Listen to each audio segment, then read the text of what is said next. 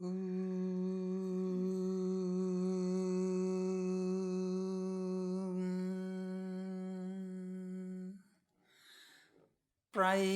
devamunaya swabhimukti kama mauram charanti vijani na parartha nishthaha naitan vihayo kripanan vimumuksheku nainam tvadesya saranam brahmato nupaisye. From the Bhagavatam. Although generally the sages observe silence and practice other spiritual disciplines in solitude with a view to attaining their own liberation, they do not share the result of their spiritual disciplines with others. But I have no desire to be free, shunning my poor companions. Truly, I do not find any person except you who can save these souls.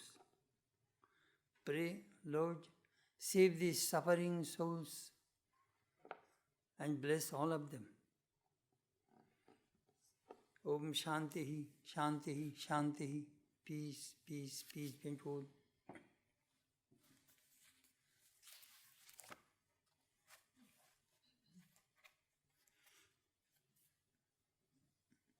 This morning our subject is Stories of Vedanta Monks, Part 27. It is a series of talks based on the old monks of the Ramakrishna order, who are the disciples of Holy Mother, Swamiji, Brahmananda, Shivananda, Sharadananda. They are second generation monks. Ramakrishna trained 16 monastic disciples. They are the first generation. And they train the next generation. And we are the third generation. This is the spiritual tradition flows from one generation to the other.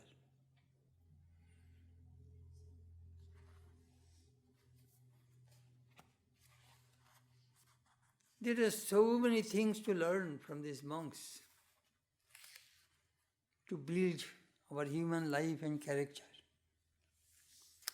Human life is very precious, extremely precious. It is not easy to get a human birth.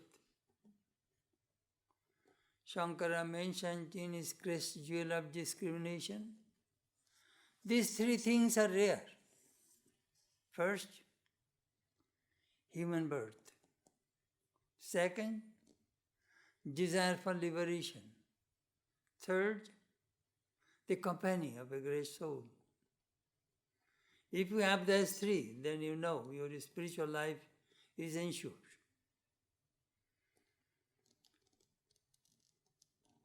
Sometimes I think about life, that how we misuse this precious life.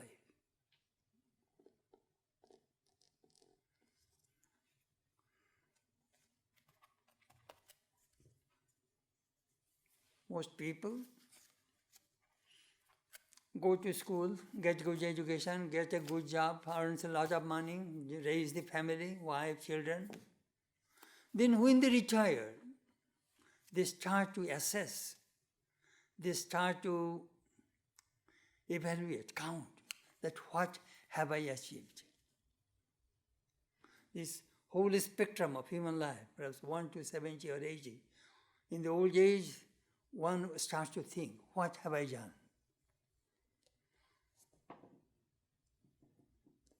Sometimes we see empty.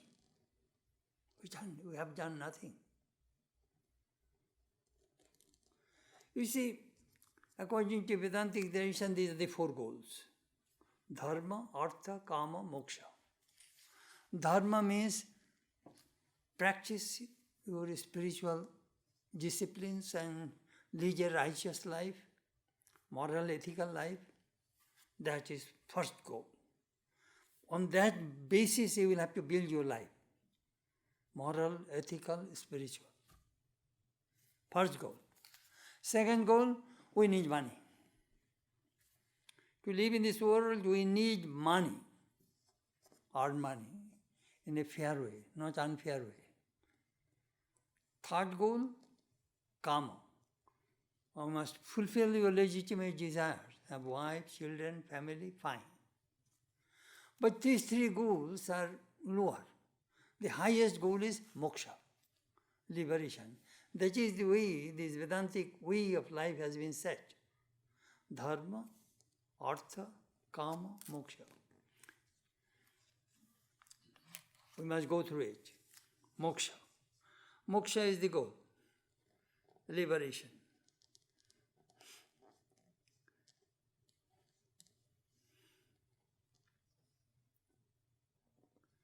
I was interviewing a person. Why don't you come on Sunday to attend lecture? Oh, Swami, Sunday morning I get up at 11 o'clock. How come? He said, well, whole week, Monday to Friday we work, Saturday we have party. Night, 9 to 3 o'clock party. We eat, we drink, we talk, we chat. So when you go to bed, we get up at 11 o'clock on Sunday morning. I was thinking, is this life?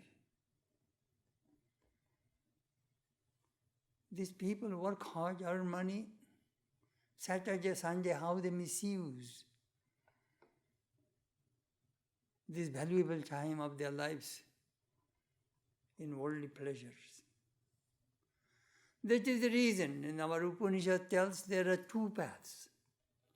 Preyo, Shreyo. Pravritti margo, Nivritti margo. Preya means pleasant.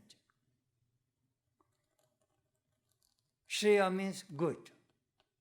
Pravritti means path of enjoyment. Nivritti means path of renunciation. So these are the two paths in front of us. But what we shall do? Sri Ramakrishna gave a beautiful answer. Those who want to live in this world, as he told CM, live in this world, but not worldliness enter inside you. Let boat be in the water, but not water in the boat, otherwise the boat will sink. Live in this world. Have your family, do all of your duties. But from the bottom of your heart you know, you came alone, you will go alone. Love God. Carry God in your heart. That's Sri Ramakrishna taught. Then do you know what will happen? These sorrows and sufferings, miseries will not affect you.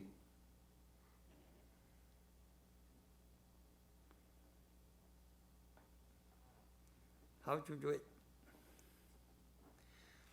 Shankara mentioned in his Charpota Panjurika Stotram, Jabut Vittu Parjana Shakto Tabut Parivaro und Rakto Partam Prichati Kopi Gehe. Beautiful verse. So long as one is able to earn wealth, or one's relatives attached to him, but when after this he gets decrepit due to old age, no one inquires about his welfare, even in his own house.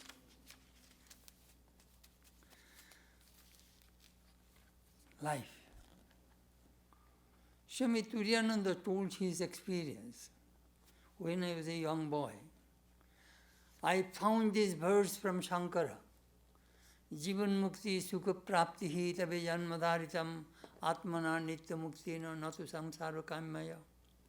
These human beings are born to enjoy the bliss of the living free.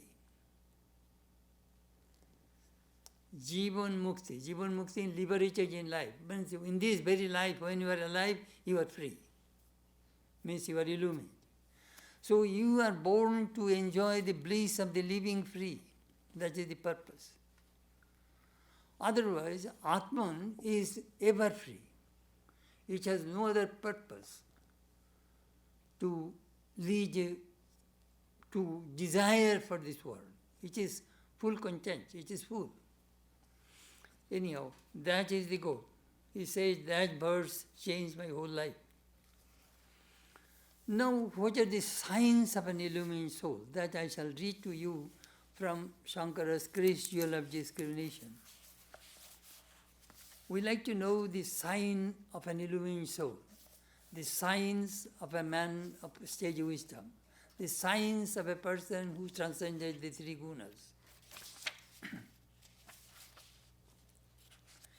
A man is said to be free even in this life when he is established in illumination. His bliss is unending. He almost forgets this world of appearances. Even though his mind is dissolved in Brahman, he is fully awake, free from the ignorance of waking life. He is fully conscious, but free from any craving. Such a man is said to be free, even in this life. For him, the sorrows of this world are over. Though he possesses a finite body, he remains united with the infinite. His heart knows no anxiety. Such a man is said to be free, even in this life. Though he lives in the body, it seems merely like a shadow following him. He is no longer troubled by the thought of I and mine. Such are the characteristics of a man who is free even in this life. He does not care to delve into the past. He is not interested in scanning the future. He is indifferent to the present. That is how you may know that man who is free even in this life. Good and evil appear to exist in this world. Persons and objects seem to be distinct from each other. Nevertheless, he regards everything from the standpoint of equality, for he sees Brahman in all.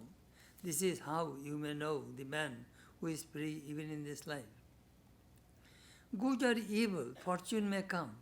He regards them both with indifference and remain unaffected by either. That is how you may know the man who is free even in this life. Anyhow, in this way, he gave many signs of a living free. These people are free while they are living. That is our goal.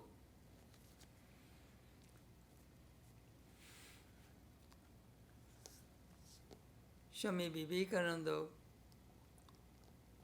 made a remark about human life. You know, when I was a student, I memorized that line. যখন জন্মেছিস একটা দাগ রেখে যা.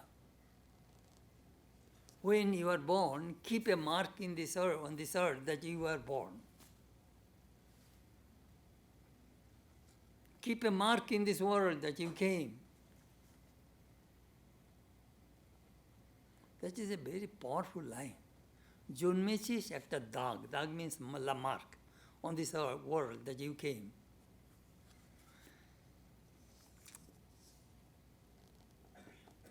Then he said, they only live for others. Most people only think about their home, their family, their children. Very little focus. They do not focus on others. Their names will never be recorded in history. One may be a successful doctor or engineers or a professors or whatever, politician. No way. Those people's name will be recorded in history who have tremendous sacrifice for others, who did good to humanity.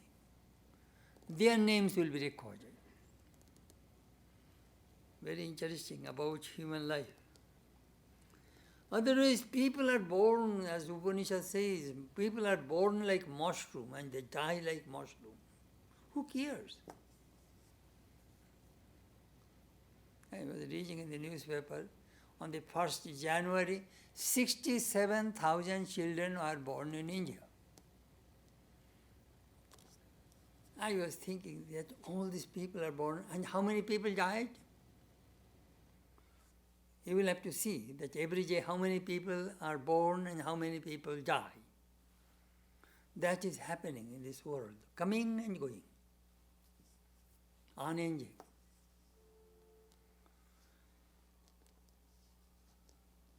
Sacrifice.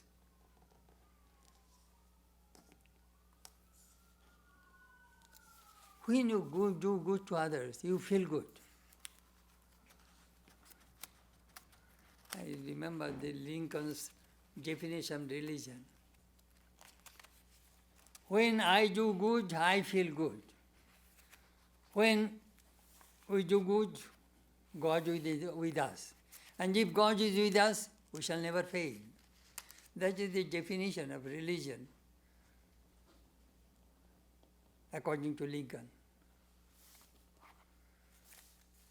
Try to do something good to others. Doing good to others, you are doing good to yourself. That is a great teaching of Vedanta.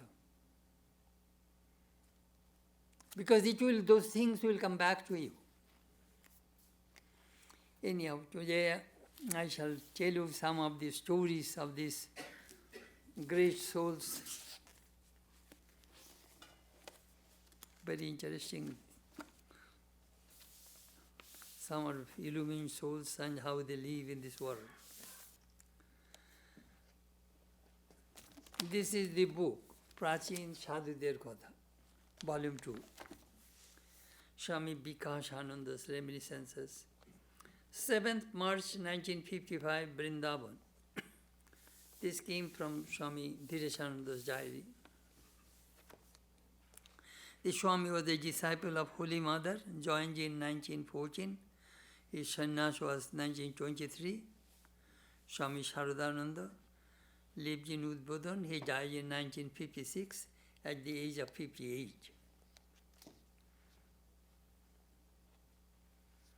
I might have met him, but I don't remember. At 58, I was in Udbodhan 1950, so I met many Swamis at that time. One Swami, the Swami Vasudeva, he had some kind of diabetes or some kind of disease. So the doctor asked him to have chapati, not bread, not rice. Too much starch, only eat chapati. So he came for the lunch table, the dining hall. He found the cook was not there that day. Swami Golapma cooked, and only she cooked only rice. So he could not find anything to eat, so he left the dining hall. So Swami Chidananda came. Hey, where is Vasudevananda? Oh, he came, but there was no chapati, so he left. Immediately Swami Chidananda said, bring flour. He started to make the dough and made chapati, and Swami Golapma baked them. And then he called him, come now we shall eat. Only this type of, he is a disciple of Sri Ramakrishna, Swami Chidananda. So, this kind of people can be the leader. Feeling for others. My brother will not get lunch and I shall get lunch. No, he will have to come and eat with us. These people demonstrated how to serve others. This service comes from the heart, feelings. Then Swami says, a devotee used to come to Swami Brahmananda. Brahmananda asked him, you will have to tell me what is going on around. You read, he says, nearly 12 newspapers, and bring all news and tell me. I shall not read. So devotee was reading these newspapers and telling the stories, what was the latest news to Swami Brahmananda, Envara Brahman. But why is he interested to the news of the world?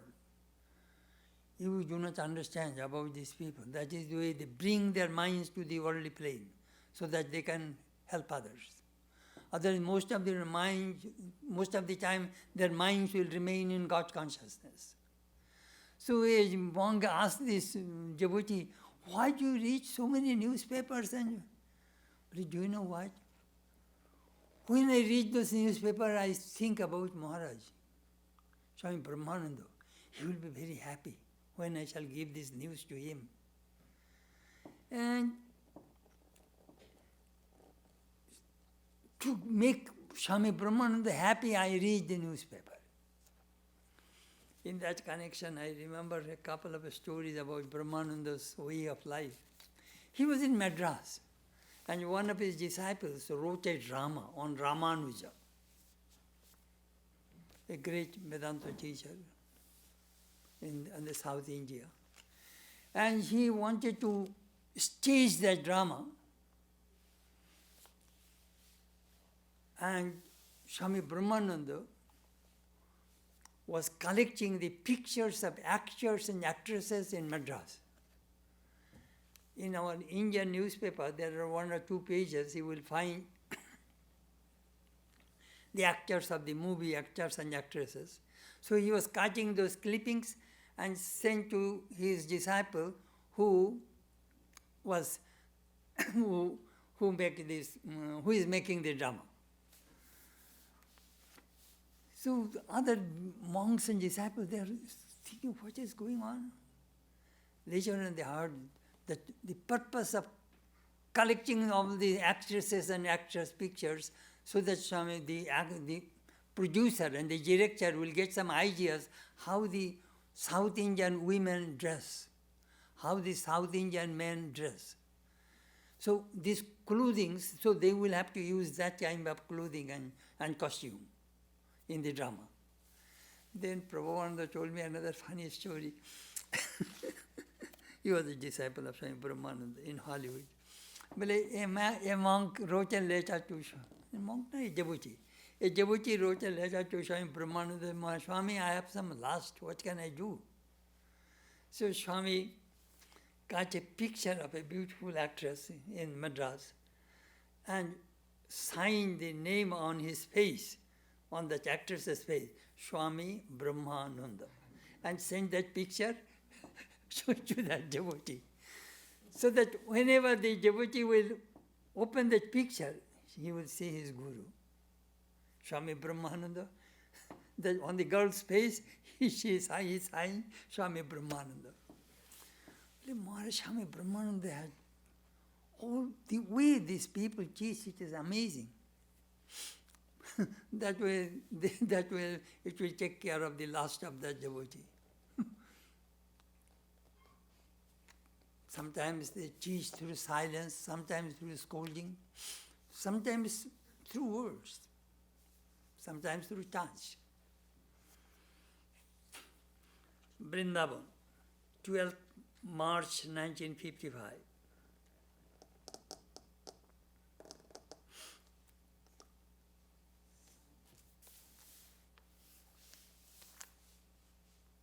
In 1926, Ramakrishna Mission started working committee. The mission is managed by the governing body, the trustees. Below the trustees, they formed another committee, working committee, some young monks.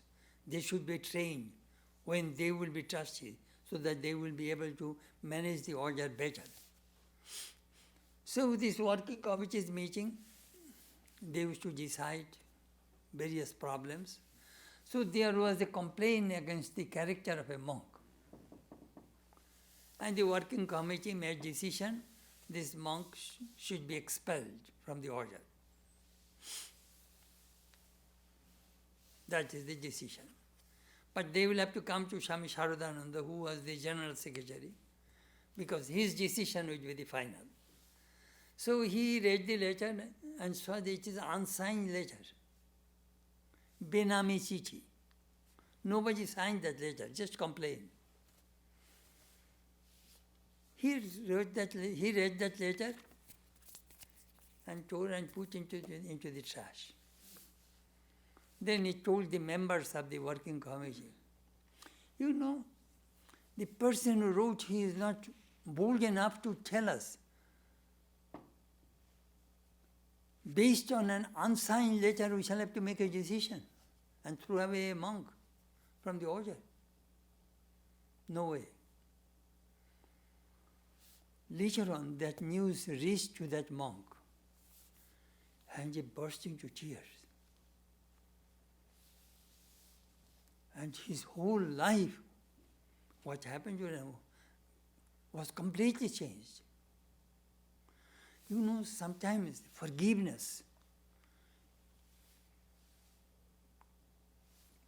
can do miracle. It can transform, change a person's life. 30th March, 1955.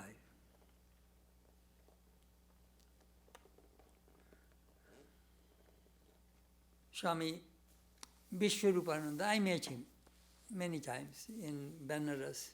He used to live in Benares Advaita Ashrama. There is a room above the kitchen, upper floor. Great scholar. He spent almost his whole life to translate Brahma Sutra from Shankara's commentary from Sanskrit into Bengali. 4 volumes like this. I have those books. Self-made person, great scholar. But when he joined, he was working in the hospital and learning pathology. So he was in Allahabad working, and he was, in the morning, he used to eat a boiled egg. Swami Chidananda, a disciple of Sri Ramakrishna, was the head of that center. He came and said, what is in those basket? In that basket? Oh, I have some eggs. No, you cannot have egg here. You can eat meat, fish, that is fine. But egg you cannot digest. Only Vivekananda could digest egg. It will be full of rajasic food and it will create excitement in your system. You cannot have egg. He forced him to throw away the eggs. You see, he is also a knower of Brahman. He is in knower of Brahman, Swami Chidananda. And this Ramgoti Maharaj, Swami Vishwarupananda, used to go to the confluence every morning. Confluence means where Ganges and Jamuna meet in Allahabad, Prague. So, he asked, why do you go there? You should not go and bathe in the morning there. So he kept quiet. But Swami Chidananda, generally he would get up very late. Night time he would not sleep. He would meditate whole night almost. They said that he had 3 beds. 1 bed on the courtyard, 1 bed on the veranda, and 1 bed in the room. Sometimes in Allahabad it is very hot in summer. So if there is rain or storm, he will come from courtyard to the veranda, and if it is too much windy, then he will come to his room. So he had 3 beds. Strange knower of Brahman. Anyhow, so he mentioned, don't go to take bath at that time in the confluence. But he was thinking that Maharaj sleeps. So early in the morning he went and took bath and came back. After 2-3 days, Maharaj said, you are still going to take bath, but how do you know? You are sleeping. No, I know everything. At that time, women bathed there. You are a new brahmachari. You are not supposed to go to take bath with them. He was telling that how these watchful eyes train the young monks. The other Swami, also I knew him, Swami Dibbatapananda, Srinath Maharaj. He was a fantastic cook. He cooked for Swami Akhandananda, Swami Vijnananda, I remember he used to cook for us also. Whatever he cooks, it becomes delicious. And this Swami traveled all over India and all holy places. He described that how to go there, what is the importance, what is the story behind that holy place. You see, Mandirmay Bharat. So he wrote a book called Punya Tirtha Bharat, Holy Places of India, big volume. Then the second edition, he asked me to edit it, so I edited that book. He was the attendant of Swami Chidananda. So we both went to Burma in Rangoon in 1935 or 36. So many devotees are bringing various kinds of good food for the Swami, and he was showing, Maharaj, this devotee brought this food for you. Maharaj, this devotee brought this for you. In this way, he was showing the food.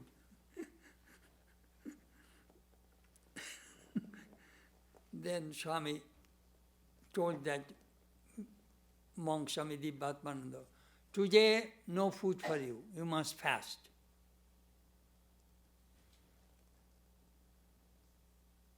What is order? He was fasting. In the evening, he called this monk in his room and fed him. Why did he do that?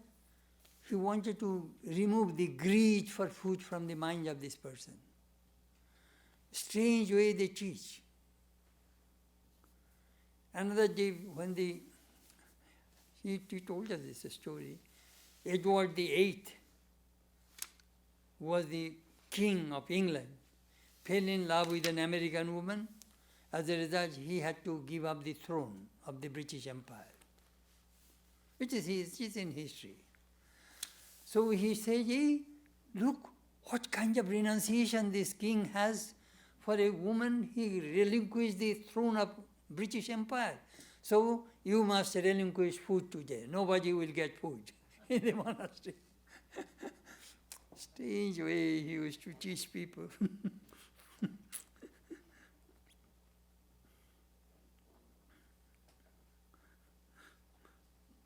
He mentioned about Swami Premananda. A young monk says, Maharaj, we are practicing japang and meditation all these years, but we have no peace.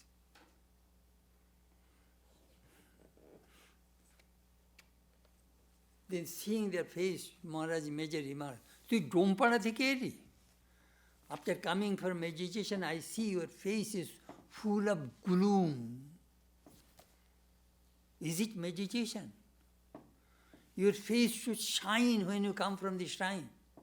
And I see your face like a dome means the people, those who burn bodies in the cremation ground. They are called dome. So you have come from that area. Your face is so cloudy, gloomy. Then the monk says, Maharaj, what can I do? We have these bad samaskaras. Why don't you help us so that we can get rid of these kinds of feelings, Then he said, I can give, will you be able to withstand it? Touch me.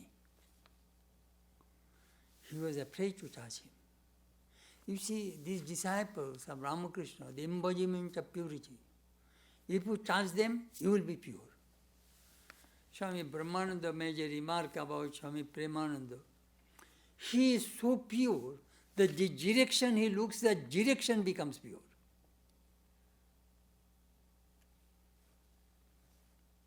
He is very, Sri Ramakrishna says, his very marrow is pure. Embodiment. You see, purity is the very important thing in spiritual life. Then you can, if your mind is pure, you can have the glimpses of your chosen deity, your Atman. Then the Swami told another story that in Belur Math it was raining, many devotees have come, they kept their shoes outside, The moment rain comes, a brahmachari was pushing the shoes near the veranda. Swami Premananda observed it and said, my goodness, Sri Ramakrishna said, Bhakta, Bhagavat, Bhagavan. These three are one and the same. And you neglect these devotees' shoes. Bhakta means devotee. Bhagavat means scripture and God's message. And Bhagavan means God. These three are one. To serving the devotees, you are serving God. And you are neglecting pushing their shoes with your foot, with your feet. Carry those shoes and on your head and put it in the veranda. That is the way Ramakrishna's disciples trained the next generation. These devotees are not ordinary people. They carry God in their hearts. And if we serve them, we are serving Sri Ramakrishna.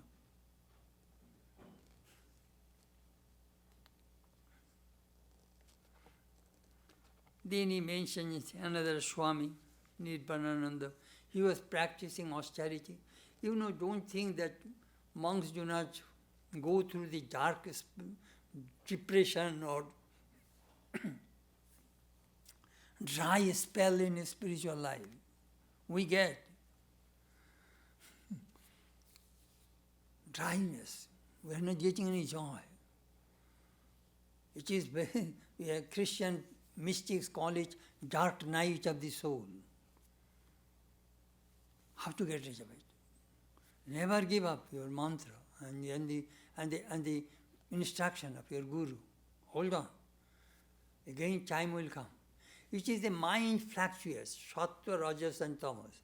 The three gunas are continuously functioning over our mind.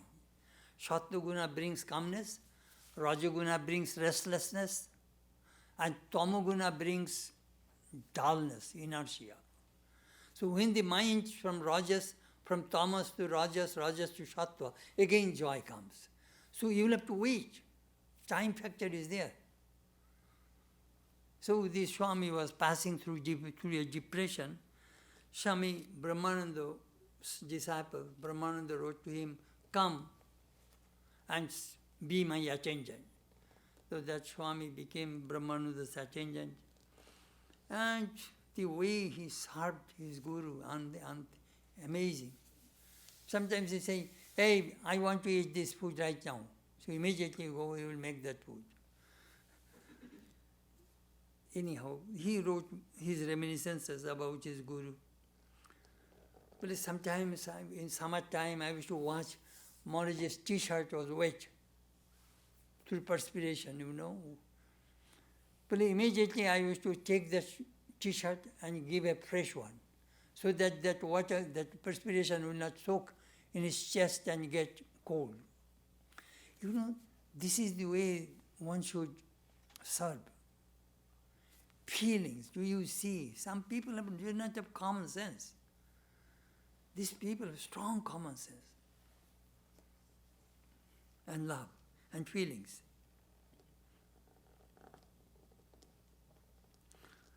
How to serve? It was in Uttarkashi. Swami Chidananda was, this Swami is writing, he is telling his reminiscences about the olden days, about how they lived with the Jari disciples of Sri Ramakrishna. Swami Chidananda went to take bath in the Ganges. All of a sudden his towel fell from his hand and was carried away by the swift current of the Ganges. So he told Swami Nishananda, Swamiji's disciple, hey Nishay, my towel is gone. Swami Nishananda jumped into that water, into the current, and grabbed that towel. But in between he was dashed by the current on some rocks, and he had some cuts and bruises, and brought the towel back to the Swami. Ish, Nishay, taking the risk of your life, you jumped and brought this towel. Maharaj, you said that your towel is gone, I brought it back. This person, he was Swami Nishananda, he was a Marathi. He was in army, British army. He when Swamiji arrived in 1897 in Madras, he came to see him. Swamiji said, you come and see me in Balloon Lodge. So he came. He wanted to resign from the army. They won't allow him to resign. So he acted that he had become crazy. And within a year, he behaved in such a way, people thought that he is out of mind. So the army officer discharged him. Then he came to the monastery to join. And he became an attendant of Swamiji. So Swamiji said, we want to buy a cow, Ariyadaho, the other side of the Ganges. You go bring a cow to the monastery. So, and hold on the rope of the cow. So he held and brought the cow on the boat, and all of a sudden the cow jumped into the river. When the boat was moving, so he also jumped into the river. And holding the cow, he was swept away by the current of the river several miles, and then in the evening came back to the monastery. Swamiji was very much concerned. He was very, very worried. Then when he came back, Swamiji scolded, why did you do that? Well, sir, you are my guru. You told me hold on the rope of that cow. So how can I give up the rope? I held the rope. Amazing how these people obeyed the words of their guru. Then Swami wrote about Swami Umananda. He had a smallpox.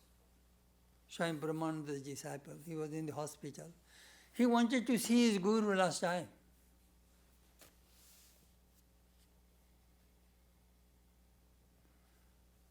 But Swami Brahmananda will not go. Oh, no, it is contagious. I cannot go to the hospital. I cannot see him.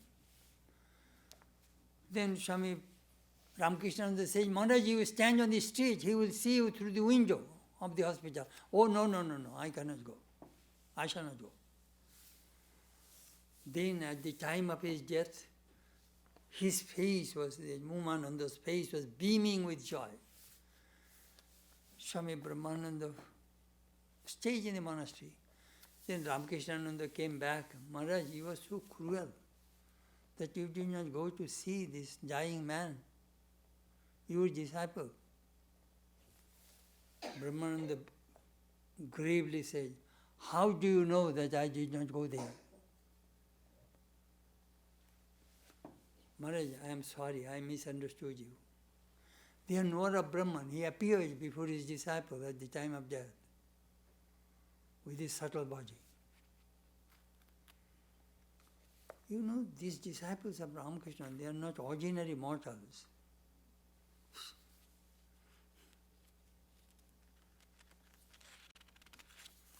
So Brahmananda told one devotee, I shall initiate you.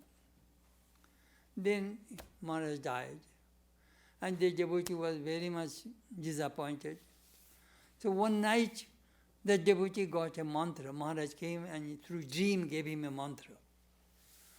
So the devotee came to Belur Math and told Swami Shivananda, Maharaj, I don't believe in the dream mantra. No. What Maharaj gave you through dream, it is true. He did not accept it. Then Swami Shivananda said, you come on such a date, I shall tell you. So the devotee came, Swami Shivananda entered Swami Brahmananda's room and meditated 2 hours and came out from the room and told him, this is the mantra you gave in dream, this is the mantra you got in dream? Yes. Then don't doubt about it. That is the correct mantra Maharaj gave through dream.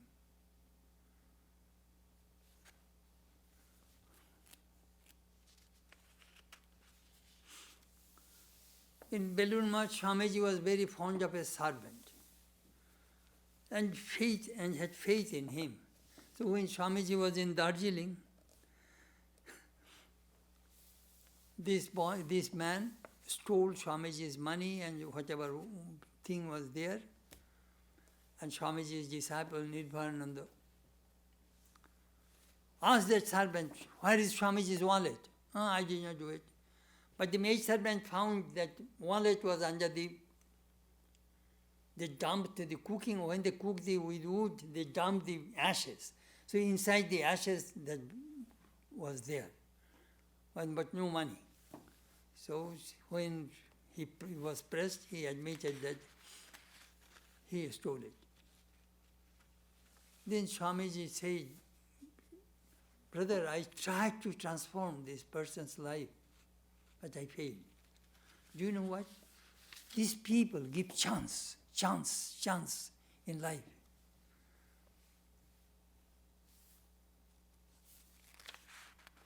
That is Swami Vikashananda. Then Swami Deveshananda Prabhas Maharaj, he was a disciple of Swami Shivananda, joined in 1920, sannyas in 1925, died in 1972 at the age of 74. I think I met him, but I don't remember well. 11th August 1958, Banaras. He was talking about Swami Chidananda, Swamiji's Marathi disciple. Swamiji asked his two disciples, Kalyanananda and Nishananda, there are so many monks in Hardwar, in Uttarkashi. They die without treatment, without medicine, without food. You go and serve them. So these two monks came to Hardwar in Konkan, started a homeopathic charitable dispensary. And when they would find sick monks, they would bring them in the monastery. Monastery means a thatched hut. There he used to serve them.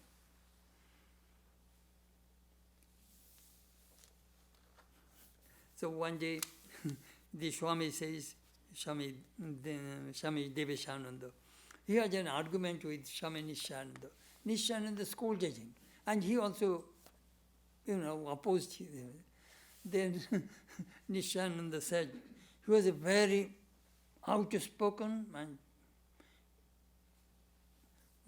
spashtavadita. He cannot hide anything. If I have anything to tell you, we will straight. It may hurt you, but he will tell you straight. Then he said, Maharaj, then he said, you told me what is right. I also told you what is right. But we know each other's mind. Now forget it. Let us work together. Do not harbor anger, hatred inside. Just release it, but move on. That Sri Ramakrishna said, Shater Rag, Joled Dag. The anger of a holy person is just a mark on the water. That mark disappears very quickly. So, he was telling that, bas, that is enough. Swami Brahmananda, it was most probably 1904, came to Konkan and asked the monks, we'll have to buy some land and build a hospital here. And at that time, there is no building in Konkan, a big thatched hut. And all monks would sleep in the same place, in the same room. And in the corner, there is a wooden box. There is their homeopathic medicine. So what happened, it is just thatched hut.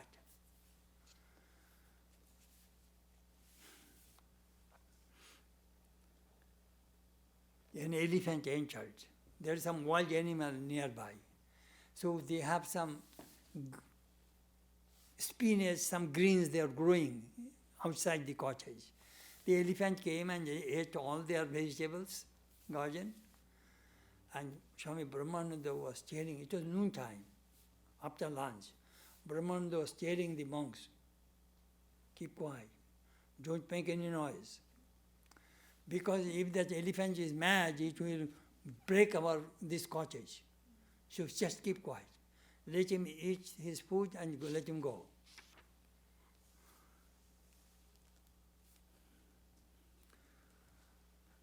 but Swami, what is called Swami Nishananda, he would take a bamboo pole and protect the cottage at night time so that Maharaj can get sleep. So much love for these people.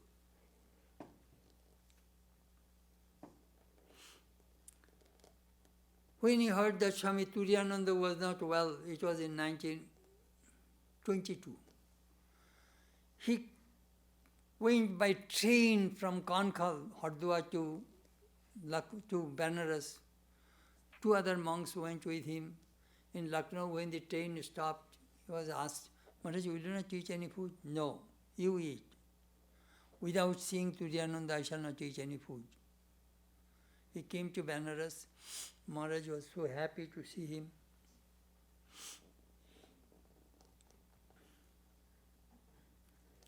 He told many funny stories about Swami Nishananda. Okakura, the famous artist of Japan, came to take Swamiji to Japan. The Emperor of Japan invited Swamiji through Okakura and sent a lot of gifts. Swamiji was not well. Swamiji declined to go. Then the Okakura said that we brought so many gifts for you. You should obey. You should accept the present of the king and this and that. Swamiji told Nishananda, throw away all the gifts into the Ganges. So he took all the gifts and was about to go to the Ganges. Swami Chidananda stopped him. Well, no, it is my Guru's order. I shall throw away everything into the Ganges. If you want to change, you will have to go to Swamiji and change his order. So Swami Chidananda went to Swamiji. Swamiji said, all right, keep those gifts and let Okakura take back. Either it will go to the Ganges or they will have to take back. I am nobody's slave. That you will have to come and take me what to do. He told another funny story that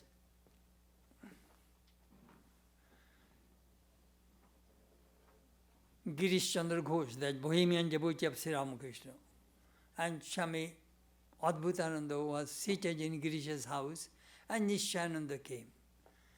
Swamiji said, Girish said, hey, this boy is a disciple of Swami Vivekananda. So Latu Maharaj said, disciple of Vivekananda. Why did you make Vivekananda your guru? What have you seen in him? So he made Swamiji very small, Then this disciple became very Marathi. He became very mad. He said, well, whom do you make guru? I made Swamiji. He is the best guru I can ever have in my life. And then Girish introduced that Latu Maharaj is a disciple of Sri Ramakrishna, Nwara Brahman. So he immediately fell at his feet and begged apology.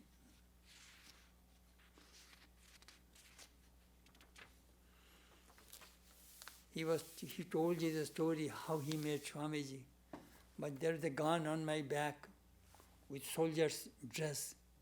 I was looking for my guru. I came to Madras. I saw the whole city is lighted. Well, what? Well, Jagat Guru Aya, the world teacher has come. 9 days in Madras. So much festivity. He was telling that I have seen. Swamiji was not well. So in Belur Math, we did not have drinking water. Only Ganges water you will have to drink. No filtered water. So this Swami would go to the other side of the Ganges and bring a pitcher of water from a tube well. So every morning he will bring drinking water for Swamiji from the other side of the Ganges. So Swamiji had a Western woman devotee, disciple. She made a remark, Oh, Swami, why do you go? You can engage a servant. They can bring water for Swamiji. You are a foolish lady. You do not know. I must serve my Guru. So that Western woman complained to Swamiji that this monk made a remark this way. Swamiji says, you do not understand the Indian way. They serve Guru as like God. You hurt this monk. That is the reason he told you, foolish lady. You must go and apologize to him. So she went, and they found, at that time Chetanananda was in loin cloth, working in the garden. Swami, please forgive me. All right, I forgive you. You please go from here.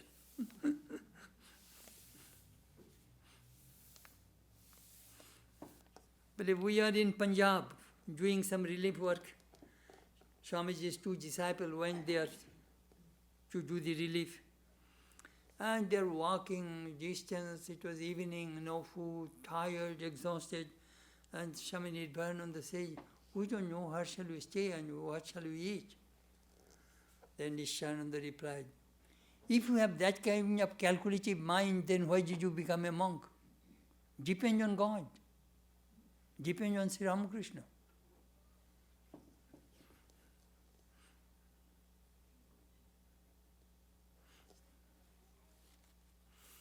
The Swami wrote, at that time we did not have any shelf to keep our homeopathic medicine. So there are some packing boxes, there we used to keep our medicine. And one day some monkeys entered into our cottage and scattered our medicine everywhere on the floor. So Mangalgiri, a monk, he was a very established monk, he was an abbot of a big monastery.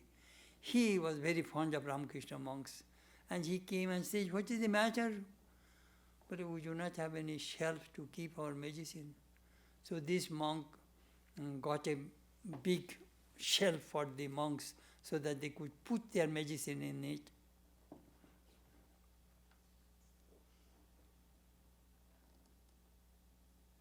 That was the first gift in the Konkhal monastery. One day, 2 patients died. Who will take this body? Swami Chidananda and Kalyananda tied these 2 dead bodies and carried on a bamboo pole and took to the Nildhara. There is a stream of the Ganges, and they dropped the... Generally, do you know what do they do? Sometimes they cremate, sometimes if there is a monk dies, they tie the monks with a rope and a big piece of rock and then drop into the river.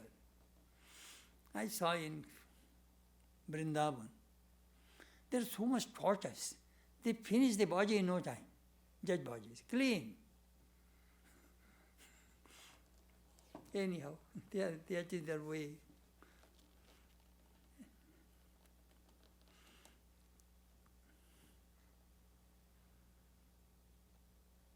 Swamiji told them, if you do not have anything to give, buy a earthen pitcher, put drinking water there, and sit on the side, by the side of the road.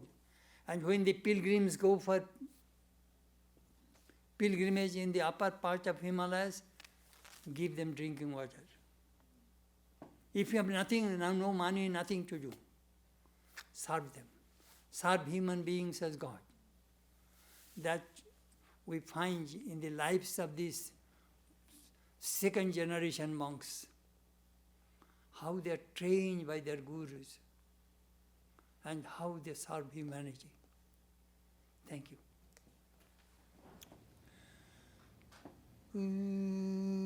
Atma me shuddhantam jyotiraham viraja vipapma bhuyasam. Antaratma me shuddhantam jyotiraham viraja vipapma bhuyasam. Paramatma me shuddhantam jyotiraham viraja vipapma bhuyasam. May my body become pure.